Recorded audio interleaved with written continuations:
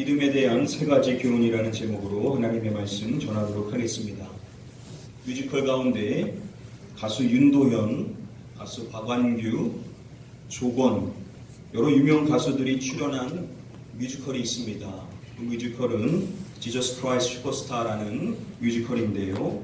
한국에서 1980년부터 시작하여서 7차례에 걸쳐 연출된 작품입니다. 사실 이 작품은 1971년 미국에서 최초 공연되어서 전 세계 42개국 1억 5천만 명을 열광시킨 전설적인 뮤지컬에 해당이 됩니다. 이 작품은 예수 그리스도께서 십자가에서 죽으시기 한 주 전에 그 삶을 다루고 있는 내용인데요.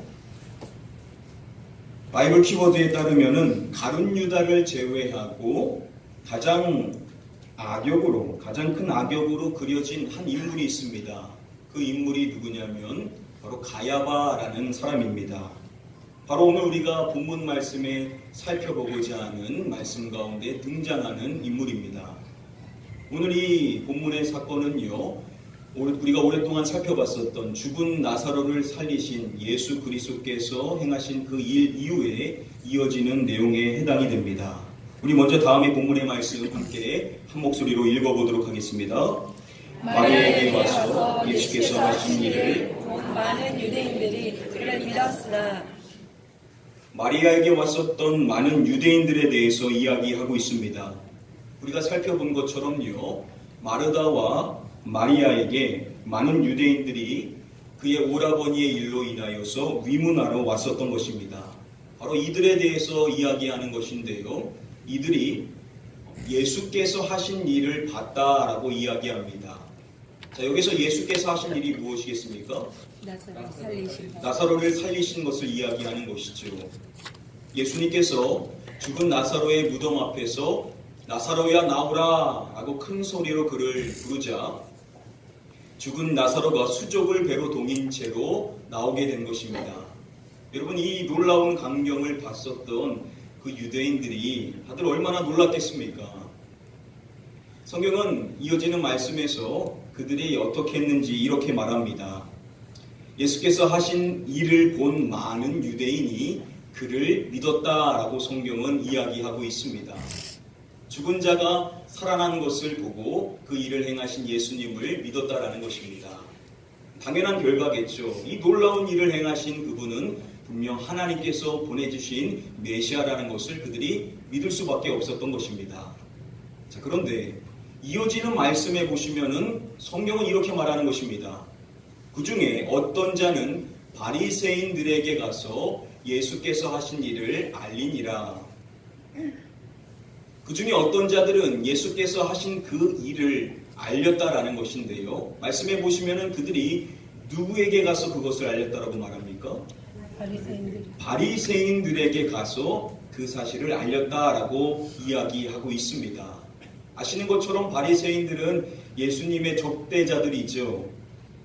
그들이 예수님께서 행하신 그 일을 보고 자신이 사랑하는 가족에게 달려가서 그 일을 알린 것이 아니라 예수님의 적대자들에게 가서 이 일을 알렸다라는 겁니다.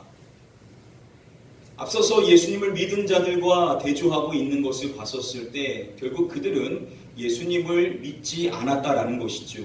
그들 역시도 예수님에 대하여 적대적인 마음을 품고 있었다라는 겁니다.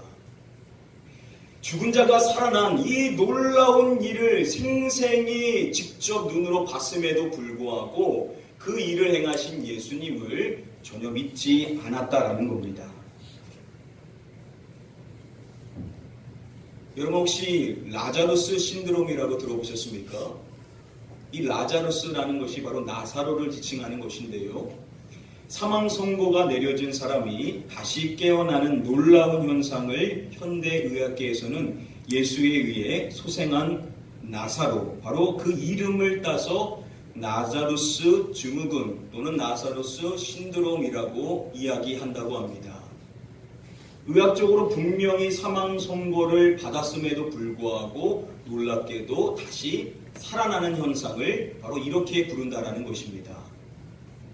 미국에서 2014년도에 40대의 한 여성이 45분간 죽었다가 살아난 사건이 있었다라고 합니다. 우리나라에서도요, 2017년도에 80대의 한 남성이 1시간 동안 죽었다가 다시 살아난 사건이 있었다라고 합니다. 극히 드물기는 하지만 이러한 일이 실제로 발생한다라는 겁니다. 자, 그런데 이러한 경우들 대부분은요, 죽은 그 시간이 결코 길지가 않습니다. 자, 이것과 반해 우리가 살펴본 말씀에서 나사로는요, 무덤에 있은 지, 즉 그가 죽은 지 며칠이 되었다라고 이야기합니까? 나흘이 되었다라고 이야기하고 있지요. 예수님께서는 마리아와 마르다가 보낸 나사로가 병들었다라는 소식을 들으시고도 그곳에서 이틀을 지체하셨습니다. 이틀 후에 결국 그곳으로 가셨었죠. 결과적으로 보면 바로 나사로가 죽은 지 나흘이 된 그 시점에 맞춰서 예수님께서 그곳에 가셔서 바로 그를 살려주셨던 것입니다. 이미 몇 차례 말씀드린 적이 있는 것처럼 당시 랍비들은요, 말하기를 죽은 자의 그 영혼이 죽고 난 이후에 3일 동안은 그 주위를 머물고 있다가 3일 후에 이제 완전히 떠나서 소생할 가망이 전혀 없다라는 이야기를 했었다라고 합니다. 실제로 기록에 따르면은요, 성서 시대에 사람이 죽은 줄 알았는데 시체가 살아서 나오는 경우가 있었다라고 합니다. 이것이 오진에 의한 것인지 아니면 그들이 정말 생각하는 것처럼 그 영혼이 돌아와서 이렇게 된 것인지는 모르지만 실제로 이런 일이 극히 드물지만 있었다라는 겁니다. 자, 그런데 중요한 것은 3일이 지난 이후에는 전혀 가망성이 없다라는 것이죠. 그러한 경우가 전혀 있지 않았다라는 겁니다. 자, 그래서 4일이 되면 완전하게 죽음이 선포되었었다라고 합니다. 그가 죽은 지 4일이 되었었을 때 이제 이 영혼은 완전히 죽은 것이다 라고 그렇게 이야기했었다라는 겁니다. 바로 예수님께서는 나사로가 죽은 지 나흘이 된 그 시점에 맞춰서 그에게 오셔서 예수 그리스도께서는 바로 그 영혼을 살려주셨다라는 것이죠. 즉 완전한 죽음이 선포된, 모든 사람은 그 영혼이 죽었다라는 것이 인정된 그 시점에 오셔서 예수님께서 그를 살려주셨다라는 겁니다. 여러분 한번 생각해 보십시오. 만약에 예수님께서 이렇게 하시지 않으시고 그 이전에 일찍 오셔서 나사로를 살려주셨다라고 한다면 어떠한 이야기가 있을 수 있었겠습니까? 예수님께서 그를 살려주신 것이 아니라 그 영혼이 돌아와서 3일 안에 살게 된 것이다 라고 이야기할 수가 있었었는데 지금 이 경우에는 전혀 그러한 이야기가, 이견이 있을 수가 없었다라는 겁니다. 이미 나흘이 된 시점이기 때문에 완전히 죽음이 선포된 그 시점에 오셔서 그를 살려주셨기 때문에 다른 의견은 없이, 다른 의심 없이 이것은 완전히 하나님께서 그 영혼을 살려주신 것이다. 하나님께서 예수님을 통하여서 이 영혼을 살려주신 것이다 라는 것을 모두가 인정할 수밖에 없는 그러한 사건이었다라는 겁니다. 그런데 그렇게 명확한 증거가 있음에도 불구하고 그들 가운데는 예수님을 믿지 않는 자들이 있었다라고 성경이 이야기하고 있다라는 겁니다. 부인할 수 없는 명백한 사실임에도 불구하고 그 증거 앞에서 예수님을 거부하고 있었다라는 겁니다. 미국의 저명한 목회자인 존 맥어더 목사님은요, 이 나사로의 사건을 이야기할 때 누가복음 16장에서 예수님께서 하신 비유의 말씀과 연결하여 설명을 합니다. 그 비유의 말씀은 우리가 잘 아는 부자와 거지 나사로, 동명이인인 이 나사로의 이야기, 이 이야기를 통하여서 앞선 사건을 같이 설명해 줍니다. 호화로운 생활을 했었던 부자는 죽어서 지옥에 가고 거지 나사로는 죽어서 천국에 가게 되죠. 부자에 대해서 이야기할 때 예수님께서 이렇게 말씀하셨습니다. 그가 음부에서 고통 중에 눈을 들어 멀리 아브라함과 그의 품에 있는 나사로를 보고 그가 고통 가운데 아브라함과 그의 품에 있는 나사로를 보게 된 것입니다. 그것을 본 그가 가장 먼저 부탁했었던 것은 이것이죠.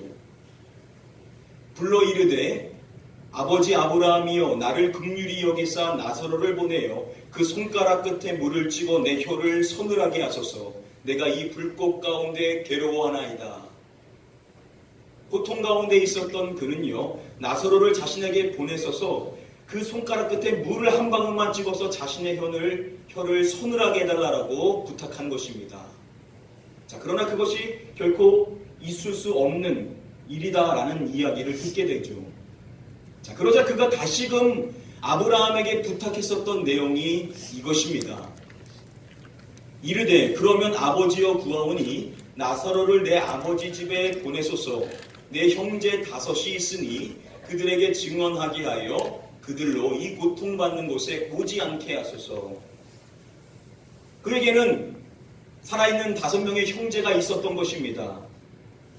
그가 간절히 소원하는 것이 그들만이라도 자신이 온 이곳에, 고통스러운 이곳에 오지 않기를 바랬던 것입니다. 그래서 요청한 내용이 죽은 나사로를 그들에게 보내서 그들에게 증언하게 해달라고 요청을 한 것입니다. 자, 그러자 아브라함이 그에게 이렇게 말합니다. 그들에게 모세와 선지자들이 있으니 그들에게 들을지니라. 이 말을 들은 부자는 아브라함에게 이렇게 이야기합니다. 그렇지 아니하니이다. 그리고 그가 말하기를 만일 죽은 자에게서 그들에게 가는 자가 있으면 회개하리이다 라고 이야기합니다. 죽은 사람이 살아서 그들에게 가서 증언해야만 그들이 믿고 회개하게 될 것이라는 것입니다. 그러자 아브라함이 그에게 마지막으로 이렇게 이야기를 합니다. 죽은 사람들 가운데서 누가 살아난다고 해도 그들은 믿지 않을 것이다. 그의 생각처럼 죽은 자들 가운데 누군가 살아난다고 해도 그것을 그들이 직접 본다고 해도 그들은 믿지 않을 것이라는 겁니다. 이것이 사실이라는 것을 우리는 오늘 본문 말씀을 통해서 우리가 이미 살펴보게 된 것입니다. 그들은 분명히 예수님께서 죽은 자를 살리신 것을 명확하게 목도했음에도 불구하고 예수님을 믿지 않았던 것이죠. 여러분, 우리는 생각하기를 명확한 증거를 보면, 어떤 기적적인 일을 보면 다 믿게 될 것이다 라고 우리는 종종 생각을 합니다. 눈에 보이는 명확한 것을 확인하게 되면 자연히 믿음에 이르게 될 것이다 라는 생각을 하게 되는 것입니다. 그런데 그렇지 않다라는 겁니다. 아브라함이 먼저 그에게 이렇게 이야기를 했었습니다. 그들이 모세와 예언자들의 말을 듣지 않는다면 이라고 이야기합니다. 자, 여기서 말하는 모세와 예언자들의 말은 당시 그들이 가지고 있었던 성경을 말하죠. 구약 성경밖에 없었기 때문에 바로 성경의 말씀을 말하는 것입니다. 그들이 성경의 말씀을 듣지 않는다면, 즉 그 말씀을 믿지 않는다면 죽은 자가 아무리 살아난다라고 해도 그들은 믿지 않을 것이다 라고 이야기를 한 것입니다. 예수님께서도 요한복음의 말씀에서 성경에 대해서 말할 때 성경은 내게 대하여 증언하는 것이다 라고 말씀을 하셨습니다. 그리고 유대인들에게 말씀해 주실 때 모세를 믿었더라면 또 나를 믿었으리니 이는 그가 내게 대하여 기록하였음이라 라고 말씀하셨습니다. 모세가 기록한 것을 믿었다라고 한다면 예수님을 믿었을 것이라는 겁니다. 그런데 그들의 문제는 무엇이냐? 그들은 모세의 그 글, 즉 구약 성경을 믿지 않았기 때문에 예수님을 믿지 않았던 것이다 라고 밝혀주시고 계십니다. 여러분, 표적이라는 것은 제대로 되지 않은 그 믿음이 분명하게 드러날 수 있도록 하는 촉매제 역할을 할 수 있지만 그 보이는 증거가 없는 것을 있게 하는 것은 아니라는 겁니다. 믿음의 근간은 무엇이냐? 믿음의 본질은 무엇이냐? 무슨 증거를 가지고 보이는 명확한 손에 잡을 수 있는 뭔가를 집으면 생길 것이다라고 생각하지만 결코 그렇지 않다라는 겁니다. 믿음은 어디로부터 비롯되는 것이냐? 기록된 하나님의 말씀인 성경, 그 성경의 말씀을 확실히 믿을 때 그 안에 발생하는 것이 바로 믿음이라는 것이죠. 아멘. 오늘 이 자리에 계신 저와 여러분들 모두는 하나님의 말씀을 믿었기 때문에 구원의 진리에 이를 수 있는 참된 믿음을 얻게 되게 된 줄 믿습니다. 아멘. 혹시 여러분들 주변에 믿음이 없어서 제대로 된 신앙생활을 하지 않는 가족들이 계십니까? 우리가 그런 분들을 위하여서 기도할 때 하나님 명확한 증거를 주십시오 라고도 기도할 수 있을 것입니다. 때로는 하나님께서 그러한 은혜를 허락해 주시죠. 그런데 여러분 그 증거가 사라지면, 그러한 증거가 더 이상 없으면 어떻게 되겠습니까? 여러분 기도의 응답을 우리가 받으면 믿음이 견고해지고 기도의 응답이 없으면 믿음이 약해진다. 여러분 어떻게 그 믿음이 진짜 믿음이라고 할 수 있겠냐는 것입니다. 사랑하는 성도님들, 우리의 믿음은 하나님의 살아있는 말씀, 성경에 입각할 때 참된 믿음에 설 수 있다는 사실을 우리는 분명히 믿고 하나님의 말씀만을 의지하며 살아가는 저와 여러분들 다 되어야만 될 줄 믿습니다. 아멘. 우리 다음에 본문의 말씀 함께 한 목소리로 읽어보도록 하겠습니다. 이에 대제사장들과 바리새인들이 이 사람이 많은 표적을 행하니 우리가 어떻게 하겠느냐. 그들에게 가서 이야기했었던 그 소식을 들은 대제사장들과 바리새인들이 공회를 모읍니다. 이 공회를 여러분들이 잘 아시는 것처럼 사내들이 공의회를 이야기하는 것이죠. 당시 그들의 입법부이자 사법부, 최고 권력기관이었었던 사내들이 공의회를 그들이 모은 것입니다. 그리고 그들이 함께 이야기하는 내용이 이것이었습니다. 이 사람이 많은 표적을 행하니 우리가 어떻게 하겠느냐. 요한복음 12장에 가서 보시면은요, 나사로를 죽은 자 가운데서 살리신 예수님의 그것을 표적으로 이해했음을 성경은 밝혀주고 있습니다. 자, 그런데 공회에 모였었던 그들이 하는 이야기는 예수님께서 행하신 그 표적, 그것만을 이야기하는 것이 아니라 예수님이 행하신 많은 표적에 대하여서 그들이 이야기를 했었다라는 것입니다. 요한복음의 말씀은요, 공관복음과 다르게 예수님의 많은 표적들 가운데 7가지를 선별하여서 기록해주고 있습니다. 요한복음 9장까지 6개의 표적이 나왔고요. 마지막 7번째 표적이 무엇이냐면 바로 나사로를 죽은 자 가운데서 살려주신 일입니다. 그들이 모여서 했었던 이 말을 우리는 주목해서 살펴봐야만 합니다. 그들이 모여서 했었던 이야기는 이분이 행하는 일이 진짜 표적이냐, 그가 행하는 일이 메시아임을 나타내는 참된 표적이냐 아니냐, 그것을 분간하는 것이 아니라 그 모든 표적이 다 진짜라는 것을 그들은 인정하면서 이야기를 하고 있다라는 겁니다. 그리고 그들이 이어서 하는 이야기를 들어보십시오. 만일 그를 이대로 두면 모든 사람이 그를 믿을 것이요 라고 이야기를 합니다. 만일 예수님을 계속 이대로 두게 되면, 즉 놀라운 일을 계속해서 행하는, 더 놀라운 표적을 행하시는 그분을 계속 그냥 이대로 두게 되면 더 놀라운 일을 행할 것이라는 겁니다. 그러면은 모든 백성들이 다 예수님을 믿게 될 것이라는 겁니다.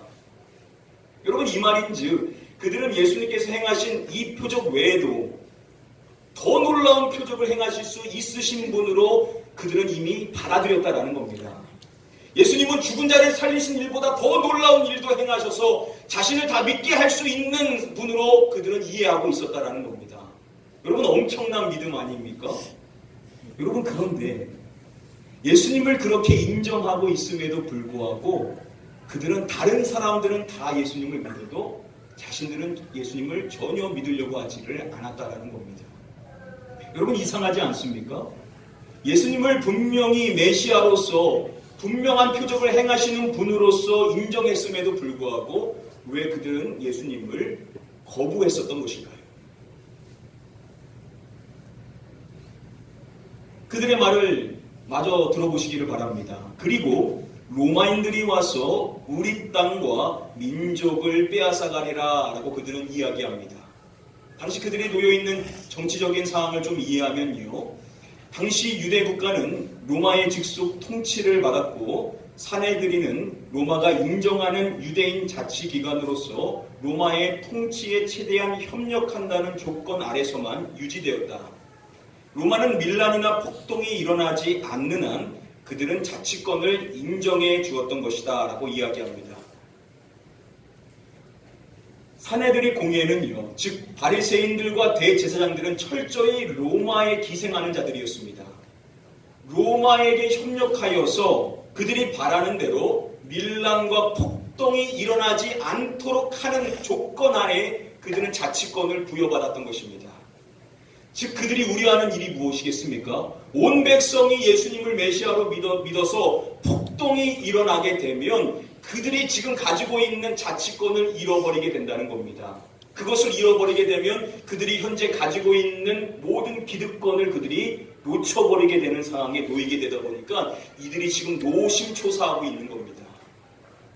즉 이들은요, 어떠한 것에 몰두하고 있는 것이냐면 그들은 기존에 자신들이 누리고 있던 권세와 특권을 빼앗기지 않으려고 하는 데에만 몰두하고 있었던 것입니다. 그들은 어떻게든 자신들이 누리고 있는 이 기득권, 이 정치의 생명을 이어가고자 하는 데에만 관심이 있었던 것이죠. 그들 안에는 욕심으로만 가득했던 것입니다. 그렇게 욕심으로만 가득했었던 그들이다 보니 아무리 많은 증거를 보고 혹 그것이 진짜이다라는 것을 알고 있음에도 불구하고 그 일을 행하신 예수님을 전혀 받아들이지를 않으려고 했었다라는 겁니다. 예수님께서는 말씀을 막아 결실하지 못하게 되는 자를 이야기하실 때 왜 말씀이 막히게 되는지, 왜 믿음이 그들 안에 역사하지 못하게 되는지 마지막에 이렇게 말씀을 하셨었죠. 기타 무엇이 들어와 말씀을 막는다라고 말씀하십니까? 기타 욕심이 들어와 말씀을 막아 결실하게 하지 못하게 된다라고 말씀해 주십니다. 여러분, 욕심이 그 안에 있으면 하나님의 말씀이 그 안에서 역사하지 못한다라는 겁니다. 우리도 마찬가지 아닙니까? 우리가 분명히 믿는 사람인데 내가 욕심으로만 모든 것을 바라보게 되면, 내가 현재 누리고 있는 것을 지키려고 하는 마음으로 하나님의 말씀을 받으면 여러분 그때 말씀이 들립니까? 전혀 안 들리죠. 바로 우리 안에 욕심이 있으면 믿음의 역사가 있을 수가 없다라는 겁니다. 여기서 이 욕심이라고 번역이 된 이 헬라어 아피디미아라는 단어는 신약성경에 정욕으로 자주 번역이 됩니다. 베드로 사도는요, 우리가 따라야 될 것이 무엇인지 우리에게 말씀할 때 먼저 이렇게 이야기를 했습니다. 사람의 정욕을 따르지 않고 라고 이야기합니다. 여기서 정욕이라고 번역이 된 이 단어가 앞서서 우리가 살펴본 아피디미아, 욕심을 뜻하는 단어입니다. 저와 여러분들은 세상 사람처럼 우리가 믿지 않았을 때 했던 것처럼 세상의 욕심을 따르는 자들이 아니라는 겁니다. 우리가 누리고 있는 것을 지키려고 하는데 몰두하며 인생을 살아가는 자들이 아니라는 겁니다. 그러면 우리는 무엇을 따르는 자들이냐? 베드로 사도는 이야기할 때 이렇게 이야기합니다. 하나님의 뜻을 따라 육체의 남은 때를 살게 하려 함이라 라고 말씀해 줍니다. 저와 여러분들은 세상의 욕심이 아닌 하나님의 뜻을 따라 인생을 살아가는 자, 바로 하나님의 뜻을 이루며 살아가는 자로 부름받았다라고 말씀해 주고 있는 것입니다. 아멘. 오늘 이 자리에 계신 저와 여러분들은 욕심이 아닌 하나님의 뜻, 바로 이 뜻을 추구함으로써 하나님의 뜻을 성취할 수 있도록 부름받은 자로 하나님께서 우리를 세워주신 줄 믿습니다. 아멘. 오직 이 하나님의 뜻을 추구할 때 우리는 우리의 욕심을 추구하지 않고 우리 안에 주신 믿음, 그 믿음대로 인생을 살아갈 수 있다라고 우리에게 말씀해 주시는 것입니다. 이 시간 저와 여러분들을 축복할 때 여러분들에게 지금 없는 것 때문에 고민하며 인생을 살고 계십니까? 여러분 한번 그 욕심을 내려놓으시고 하나님의 뜻이 무엇일까? 내 주어진 지금의 삶 속에서 하나님이 나를 향하여 계획하신 일이 무엇일까? 그 뜻을 구하시며 믿음으로만 살아가실 수 있는 저와 여러분들 다 되게 되시기를 주님의 이름으로 간절히 축복하며 축원드립니다. 우리 마지막으로 다음에 본문의 말씀 함께 한 목소리로 읽어보도록 하겠습니다. 그 중에 한 사람 그의 대제사장이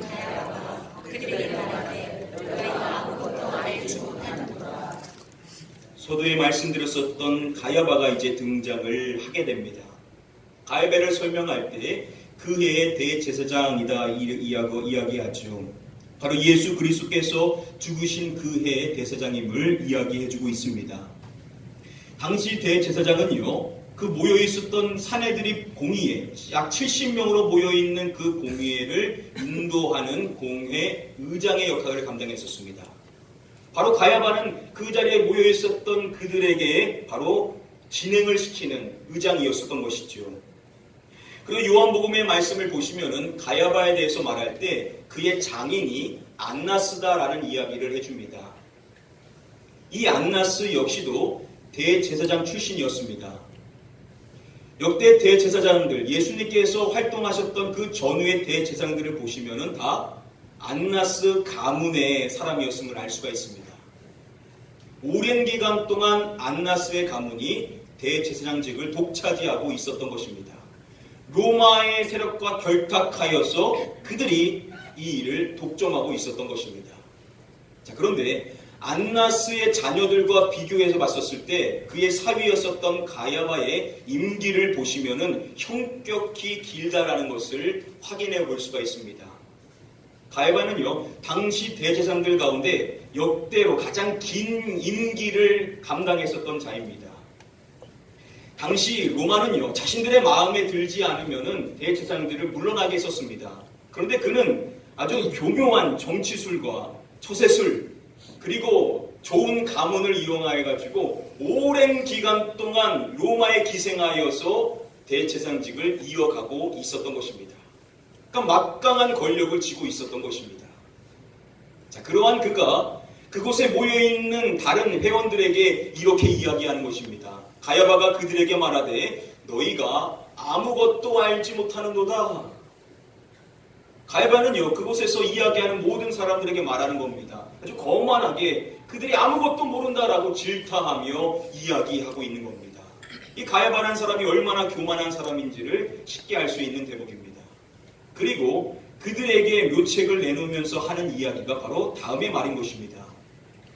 한 사람이 백성을 위하여 죽어서 온 민족이 망하지 않게 되는 것이 너희에게 유익한 줄을 생각하지 아니하는도다.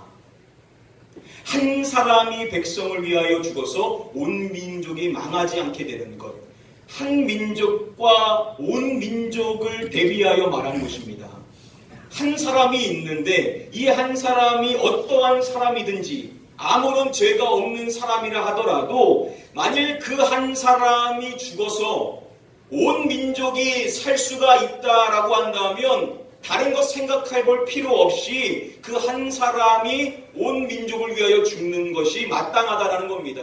지극히 공리주의적인 사고를 가지고 그는 이야기하는 겁니다. 한 사람이 죽어서 온 민족이 살 수 있도록 하는 것이 너희에게 유익한 것이 아니냐라고 이야기함으로써 예수님을 마땅히 죽여야 된다라는 이야기를 했었던 겁니다.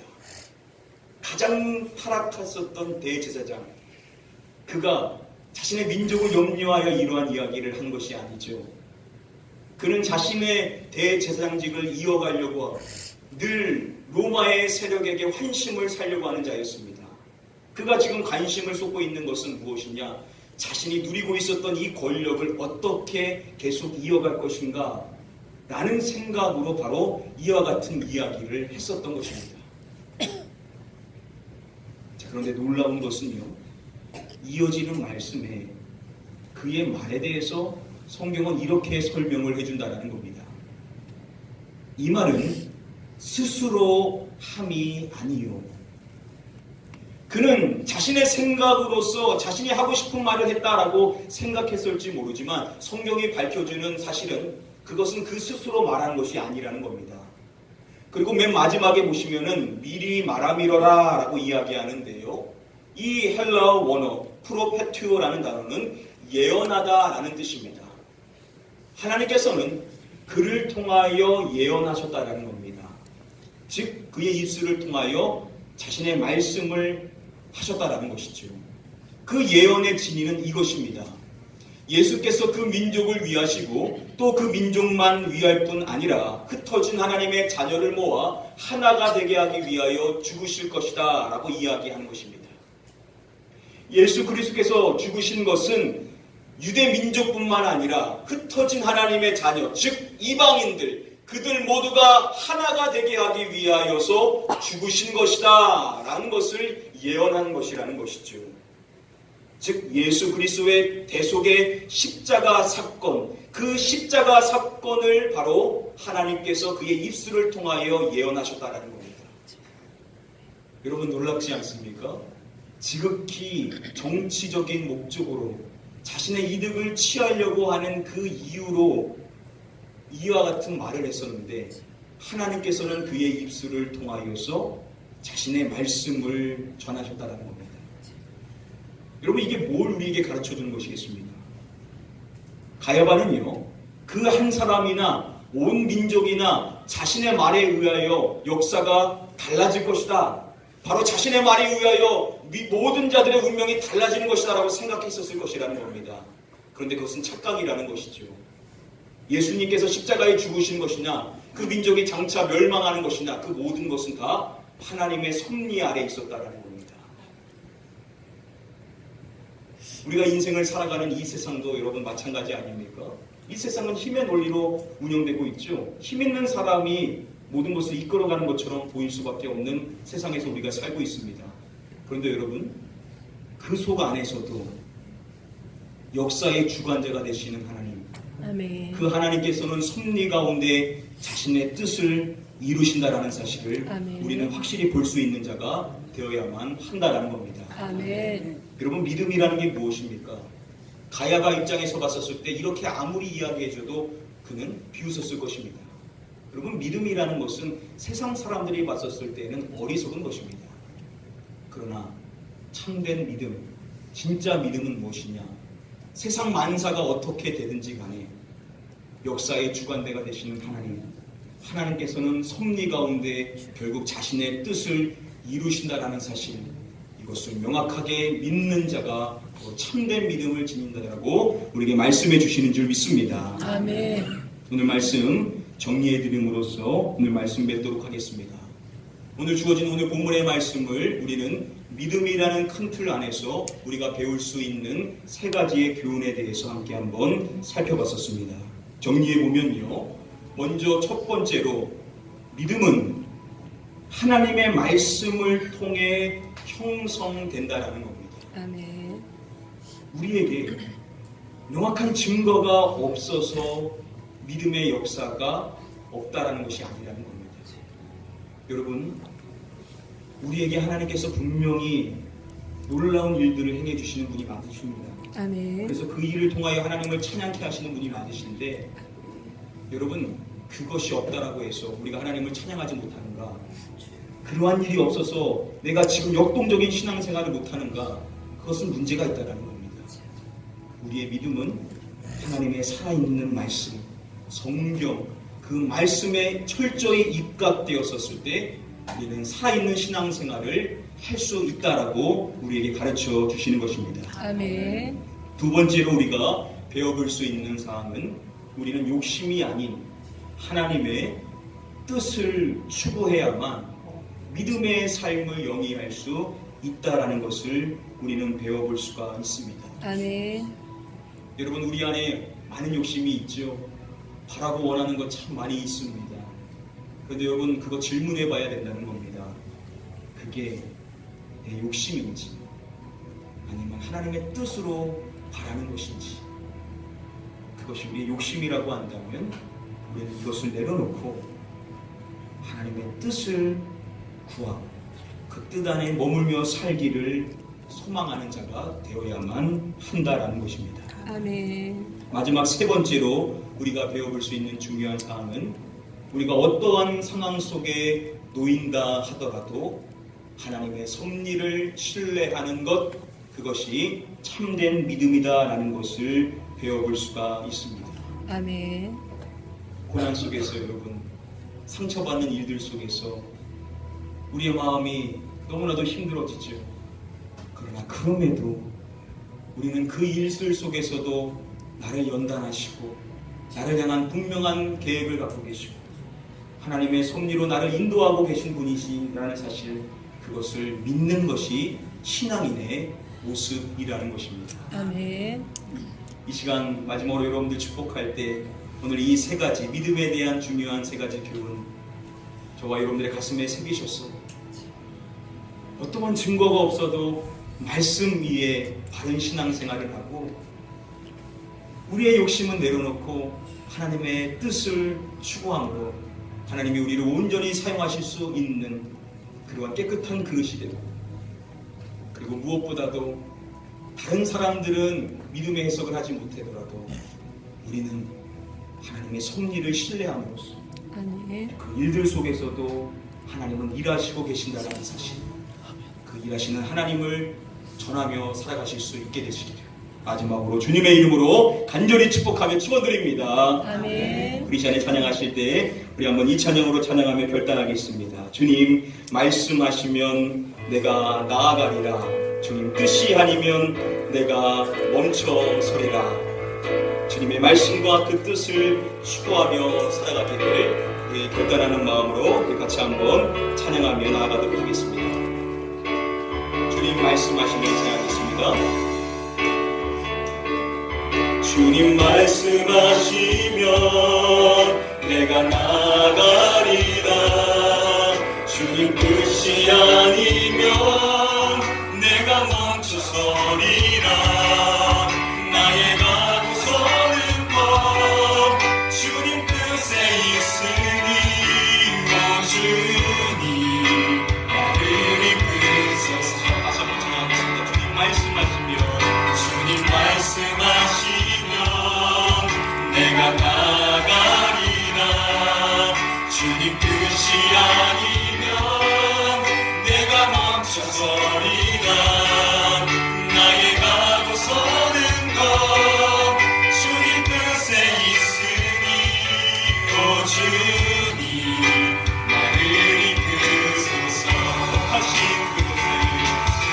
뜻하신 그곳에 나 있기 원합니다. 이끄시는 대로 순종하며 살리니 연약한 내 영혼 통하여 일하소서. 주님 나라와 그 뜻을 위하여 오 주님 나를 이끌. 우리 마지막으로 두 손 들고 한번 찬양하겠습니다. 뜻하신 그곳에 나 있기 원합니다. 이끄시는 대로 순종하며 살리니 연약한 내 영혼 통하여 일하소서. 주님 나라와 그 뜻을 위하여 오 주님 나를 이끄소서. 이 시간에 같이 한번 기도하겠습니다. 하나님, 우리가 하나님의 말씀 위에 서는, 하나님의 뜻 위에 서는, 그리고 인생의 모든 것들 하나님의 섭리 안에 있으며 오직 주님께 순종하며 살아갈 수 있는 우리의 믿음의 삶이 되기를 소원하며 이 시간에 같이 한번 통성으로 합심하여 우리의 믿음을 위해서 기도하도록 하겠습니다. 기도합니다. 아버지 하나님, 이 시간 우리의 연약한 믿음을 아시는 주님께서 하나님의 말씀 위에 세움받을 수 있는 견고한 믿음이 될 수 있게 되기를 간절히 소원하며 기도합니다. 우리의 약함을 아시는 주님께서 하나님의 말씀을 절대적으로 신뢰하는 자들이 하여 주셔서 기록된 말씀을 하나님의 말씀으로 받고 그 말씀 안에 그 역동적인 신앙생활을 할 수 있는 자가 될 수 있게 되기를 바랍니다. 하나님, 우리의 욕심을 내놓게 해주셔서 하나님의 뜻을 추구하며 살아가는 자 되기를 원하노니 주님의 인생을 통하여 하나님의 뜻이 이루어지게 하여 주옵시고 우리가 가지고 있는 욕심이 있다면 하나님 우리의 마음을 밝히게 보여주시옵소서.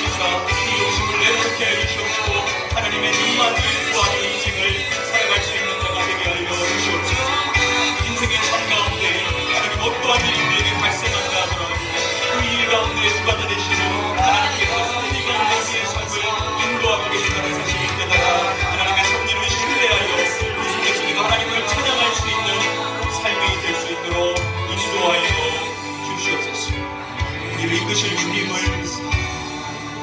기대합니다.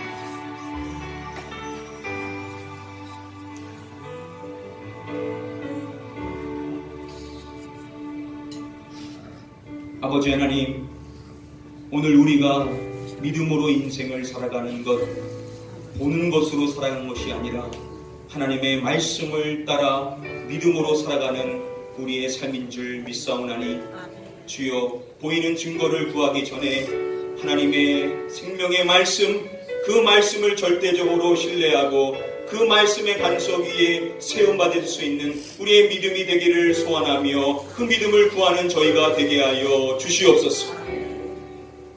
우리도 모르게 갖게 되는 세상을 향한 욕심, 우리가 그것을 내려놓게 하여 주시사